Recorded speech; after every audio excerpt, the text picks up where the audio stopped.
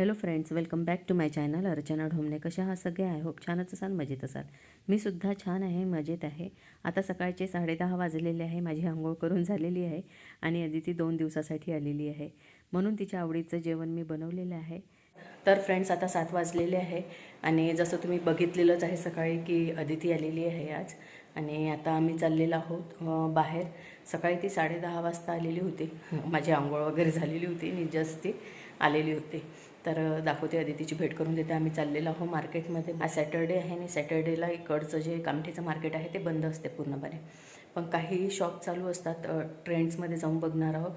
मी एकटी तर जात नाही, मुली असल्या म्हणजे जाऊन बघते काय आहे तिथे वगैरे. हा जो मी ड्रेस वेअर केलेला आहे हा पण ट्रेंड्समधलाच आहे. पण आता ट्रेंड्समधले कपडे भरपूर झाले माझ्याकडे, तर फक्त जस्ट कलेक्शन बघून येणार आहे काय आहे तिथे आणि असंच फिरून येणार आहोत. अदिती, तर अदितीची भेट करून देते तुमची. तर ही आहे अदिती. एकीने विचारलं होतं सबस्क्रायबरने की तुमची मुलं काय करतात, मुली काय करतात. MBBS डॉक्टर आहे आणि हिची इंटर्नशिप जस्ट संपलेली आहे आणि आता पुढची तयारी. तर आता मार्केटमध्ये जाऊ. मुली आल्या म्हणजेच मी मार्केटमध्ये जाते. नाही, कसं जितेंद्रराव पण नेतात वगैरे सोमवारी, तर आता जातोच आम्ही. सुट्टीचा दिवस असते आमचा, तर घरी राहून खूप बोर होते, तर मग आम्ही जातो होते. चला. आणि स्वयंपाकाचं टेन्शन नाही, कारण सॅटर्डे आहे, जितेंद्ररावांना उपास असते. इथे साबुदाण्याची खिचडी बनवून ठेवलेली आहे, त्यांना दिल्लीसुद्धा खायसाठी, पण भूक लागली वगैरे तर खाईल असते. आणि स्वयंपाक पूर्ण बघितलेला आहे. अदिती येणार होती म्हणून आंब्याचा रस केला, कुरवड्या, पापड वगैरे सगळं तळलेलं होतं. आणि तिच्या आवडीची भाजी फुलकोबीची. ऑफकोर्स सगळ्या मुलांना तीच आवडते, जास्तीत जास्त फुलकोबी आणि आलू टाकून भाजी केलेली. हां, पार्थला नाही आवडत. आमच्या इथे फुलकोबीची भाजी सगळ्यांना आवडते, पण पार्थला नाही आवडत. मग त्याच्यासाठी आम्हाला वेगळं काहीतरी बनवावं लागते. उद्याची भेंडीची भाजी आहे, त्याची प्रिपरेशन करून ठेवलेलं आहे. ती जितेंद्ररावांना नाही आवडत भेंडीची भाजी. आमच्या इथे असे इश्यू आहे. फक्त मला सगळं आवडते. तर फ्रेंड्स, मी काल कामठी मार्केटमध्ये गेले होते आणि तिथून साडी कव्हर आणलेलं आहे आणि याची किंमत आहे 360 रुपये. पण हे थोडंसं छोटं आहे. आता बघील याच्यामध्ये साड्या किती मावतात आणि त्यानुसार मला जर कम्फर्टेबल वाटले हे साडी कवर, तर मी परत घेऊन येणार आहे. तर जसं तुम्हाला सांगितलेलंच आहे मी की अदिती घरी आलेली आहे. आज तिचा घरी दुसरा दिवस आहे. सकाळी उठल्या उठल्या ती म्हणाली की मम्मी, रात्री मी आलूचे पराठे बनवेल. हे ऐकून तर मला खूपच छान वाटलं. मनात म्हटलं, आज रात्री स्वयंपाकाची सुट्टी आणि मस्त आयतं खायला मिळणार. असं कोणी मदतीला असलं की आपल्या बायकांच्या मनामध्ये असंख्य विचार येतात की चल, आता रात्रीचा स्वयंपाक आपल्याला करावा लागणार नाही आहे, त्याच्याऐवजी आपण दुसरे काहीतरी काम करूया. आज रात्री स्वयंपाकाची सुट्टी आणि मस्त आयतं खायला मिळणार. आणि मुलं मोठी झाली की अशी छोटी छोटी मदतही खूप आनंद देऊन जाते. मग मी विचार केला, जोपर्यंत अदिती छान आलूचे पराठे करत आहे तोपर्यंत माझी काही पेंडिंग कामं आहेत ते पूर्ण करून घ्यायला पाहिजे. तुम्ही मागच्या व्लॉगमध्ये पाहिलंच आहे, मी जितेंद्रराव आणि पार्थचं वॉर्डरोब पूर्णपणे क्लीन केलेलं होतं आणि त्यांचे सगळे कपडे घडी करून छान व्यवस्थित ऑर्गनाईज करून ठेवलेले होते. ते काम पूर्ण झालेलंच होतं, पण माझं वॉर्डरोब अजूनही बाकीच होतं. लग्न, रिसेप्शन आणि भरपूर असे कार्यक्रम होते. तिकडनं जाऊन आल्यानंतर मी ज्या साड्या आहे जशाच्या तशाच ठेवून दिलेल्या होत्या आणि घाई गडबडीत त्या पुन्हा लावायला वेळच मिळाला नाही. आज वाटलं बस आता हे काम पूर्ण करायला पाहिजे, म्हणून सगळ्या साड्या मी बाहेर काढल्या आणि प्रत्येक साड्या नीट झटकून व्यवस्थित घडी करून ठेवणार आहे. आता हे जे ब्लाऊज बघू शकता, तर आता मी जी साडी घडी केलेली आहे त्याच्यावरचं हे ब्लाऊज आहे. पण मी त्या साडीवरनं हे ब्लाऊज जास्त वेअर करते, कारण हे छान मॅच होतं आणि याचं लूक जास्त येतं. तर मी हे ब्लाऊज जास्त यूज करते. आलू पराठे बनवणार आहे. तर अदितीला सगळं व्यवस्थित येतं, तरीसुद्धा मध्येच मला विचारत होते, मम्मी आता पुढे काय करू, बटाट्यामध्ये मीठ किती टाकू, आता हा मसाला चालेल ना. खरं सांगायचं तर हे प्रत्येक मुलांच्या बाबतीत होतंच.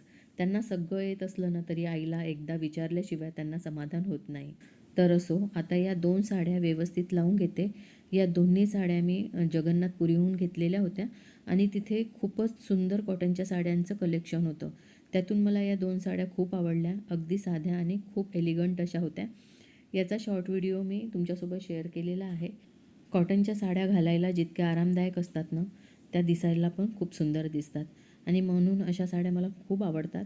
आता या हलक्या हाताने छान झटकून घेणार आहे, छान घडी करून ठेवते वॉर्डरोब नीट लावून ठेवलं की सगळं किती स्वच्छ आणि व्यवस्थित दिसतं. छोट्या छोट्या गोष्टी केल्या की घरही छान वाटतं आणि मनही प्रसन्न होतं. आता सगळ्यांचे कपाट व्यवस्थित लावून झाले की एक एक काम माझं पूर्ण झालं की एक मनाला समाधान होतं की आपलं हे काम पूर्ण झालेलं आहे. या साड्या खरं तर मी स्वतःहून घ्यायच्या ठरवल्याच नव्हत्या. माझ्या मनातही तसा विचार आलेला नव्हता. पण अनुश्री म्हणाली, मम्मी या साड्या तुझ्यावर खूप छान दिसतील, नक्की घे. मी तिला म्हणाले, नको गं, माझ्याकडे आधीच भरपूर साड्या आहेत. पण तिने अक्षरशः हट्टच केला आणि शेवटी तिच्यासाठी मी या 2 साड्या घेतल्याच. तर आता ही हिरव्या रंगाची साडी माझ्या खूप आवडीची आहे. खूप वर्षापूर्वी घेतली होती मी ही साडी. आजही तितकीच सुंदर दिसते. पण एक गोष्ट आहे, या साडीचं ब्लाऊज मी डिझाईन करून घेतलेलं होतं त्यावेळेस आणि ते मला तेव्हा आवडत होतं. पण आता माझी आवड थोडी बदललेली आहे. आता ते ब्लाऊज मला तितकंसं खास वाटत नाही आणि म्हणून ही सुंदर साडी असूनही मी घालत नाही. आणि साडीपेक्षा नेहमी ब्लाऊज जास्त महत्त्वाचं असतं, मला असं वाटतं. आणि म्हणून आता या साडीसाठी मी एक छानसं रेडीमेड ब्लाऊज घेणार आहे. तर हे साडी ऑर्गनायझर खूप मोठं आहे आणि खूप जुनं पण आहे. पण छान आहे, मजबूत आहे. यामध्ये जवळपास 20 साड्या आरामात मावतात.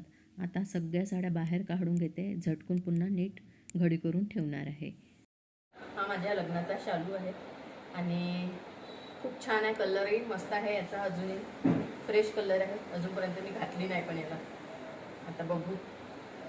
कारण याचं जे ब्लाऊज आहे तर ते खराब झालं, तर याच्यावरचं ब्लाऊज मी एक शिवलेलं होतं हे बघा. तर हा कापड वेगळा घेतलेला होता आणि त्या ब्लाऊजचे काठं मी याला लावलेले होते. पण आता हे पण ब्लाऊज मला होत नाही बघा. छोटंसं ब्लाऊज आहे, जो घालायची राहील साडी वगैरे त्या कलरचं ब्लाऊज घ्यावं लागेल आणि मग याचे काठं पुन्हा इथे लागेल. फ्रेंड्स, ह्या माझ्या ऑर्गॅन्झा साड्या आहेत. 1 2 3 या, आणि ही मी बनवलेली साडी आहे. तर हे एक ऑर्गनायझर आहे, याच्यात भरपूर साड्या येतात.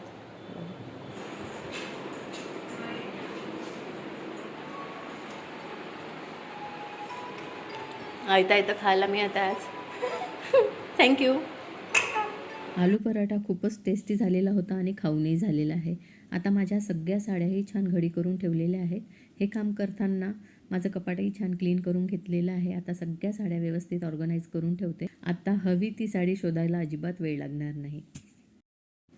तर फ्रेंड्स, आज अदिती सकाळीच परत गेली. तिची सकाळची 7 वाजताची ट्रेन होती आणि 2 दिवस कसे गेले हे कळलंसुद्धा नाही. आता मी रात्रीसाठी उपमा बनवणार आहे. सकाळचं जेवण थोडं भरपूर झालेलं होतं, त्यामुळे रात्री हलकं आणि पटकन होणारं काहीतरी बनवायचं ठरवलं. त्यासाठी सर्वात आधी रवा छान भाजून घेणार आहे. रवा छान भाजून झालेला आहे. आता तो एका प्लेटमध्ये मी काढून घेणार आहे. त्यानंतर कढईमध्ये तेल टाकून त्यामध्ये जिरं आणि मोहरी छान घालून फोडणी करून घेणार आहे. आज मी माझी उपम्याची रेसिपी तुमच्यासोबत शेअर करत आहे. आता त्यामध्ये शेंगदाणे टाकून घेतलेले आहे. शेंगदाणे परतल्यानंतर कढीपत्ता आणि लसूण घालून छान परतून घेणार आहे. त्यानंतर बारीक चिरलेला कांदा आणि हिरव्या मिरच्या घालून कांदा छान गुलाबी होईपर्यंत परतून घेऊया. कांदा छान शिजलेला आहे. त्यामध्ये हळद आणि चवीनुसार मीठ घालणार आहे. त्यानंतर आपण हे सगळं मिक्स करणार आहोत आणि त्यानंतर बारीक चिरलेला टमॅटो इथे टाकायचा आहे आणि तो पण छान परतून घ्यायचा आहे. आता त्यामध्ये आपण भाजून ठेवलेला रवा घालून सर्व साहित्य छान एकजीव करून घेणार आहोत आणि त्यानंतर गरम पाणी घालून सतत हलवत छान मिक्स करून घ्यायचं आहे, म्हणजे उपम्यामध्ये गुठल्या होणार नाहीत. आणि आता झाकण ठेवून 2-3 मिनटं आपण उपमा छान शिजू देणार आहोत. उपमा छान शिजून तयार झालेला आहे आणि शेवटी भरपूर कोथिंबीर घालून पुन्हा एकदा हलक्या हाताने मिक्स करून घ्यायचं आहे. तर बघा फ्रेंड्स, अगदी मऊ गरमागरम आणि चविष्ट असा उपमा तयार झालेला आहे.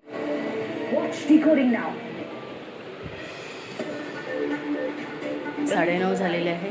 अवतार बघू शकता कसा आहे ते. गरमी बघू शकता. 1 मिनिट आपण बिना पंख्याने राहू शकत नाही. आमच्या इकडे पाऊस आला, खूप जास्त नाही आला, थोडा थोडा दिवसभर सुरू आहे, पण गरमी बघू शकता. जितेंद्रवांनी पंखा बंद केलेला आहे लाईट बिल वाचवण्यासाठी, मला गरमीत ठेवत आहे.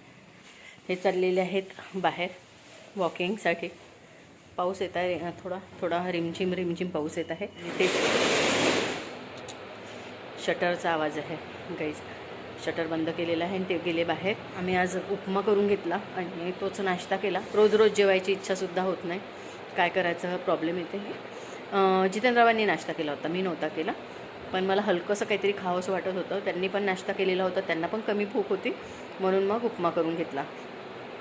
उपमा खाऊन झालेला आहे आणि मग त्याच्यानंतर बेंटो असं आहे, मला नाव बरोबर काही माहीत नाही. मुलं वगैरे सांगतात खूप छान लागते, खूप छान लागते. त्यांना म्हटलं जाऊन बघा बरं बेंटो वगैरे काय आहे. तर हे गेले होते, तर त्यांनी म्हटलं की त्याचा पहिले ऑर्डर द्यावं लागते म्हणून मग, आणि 300 रुपयाला काहीतरी सांगितलेलं होतं. मग त्यांनी कपकेक घेऊन आले. तर आता कपकेक खाऊन घेते. चला तर हे खाऊन घेते, कशी टेस्ट आहे याची मी सांगते. पॅकिंग तर मला अजिबात आवडली नाही आहे याची. आम्हाला तर काही माहीत नाही राहत खाण्याचं, पण मुलं वगैरे खातात तर ते सजेस्ट करत राहतात, हे खाऊन बघ मम्मी, ते खाऊन बघ मम्मी. मग मलाही असं वाटतं की आपणही खाऊन बघितल्या पाहिजे, काय आहे त्याची टेस्ट आपल्यालाही कळल्या पाहिजे.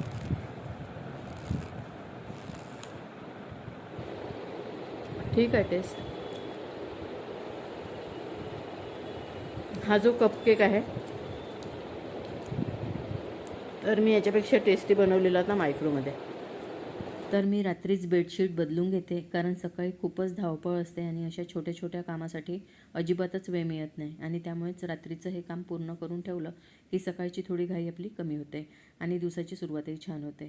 आणखी एक छोटी सवय मी नेहमी पाळते, बेडशीट बदलल्यानंतर ना बेडच्या खाली थोडासा भीमसेन कापूर ठेवते. सुगंध पण खूप छान येतो आणि माझ्या अनुभवाने ना त्यामुळे किडे होत नाही आणि त्याचा उग्र वासही नाही राहत. घरही फ्रेश वाटतं आणि अर्थात प्रत्येकाचा अनुभव वेगळा असू शकतो, पण मला ही पद्धत खूप उपयोगी वाटते आणि म्हणून मी नेहमीच असं करते. तर फ्रेंड्स, आजचा हा व्लॉग कसा वाटला तुम्हाला तर नक्की सांगा. व्हिडिओ आवडला असेल तर व्हिडिओला लाईक आणि शेअर करायला अजिबात विसरू नका. आणि चॅनलला सबस्क्राईब नसेल केलं तर चॅनलला सबस्क्राईब करा. धन्यवाद.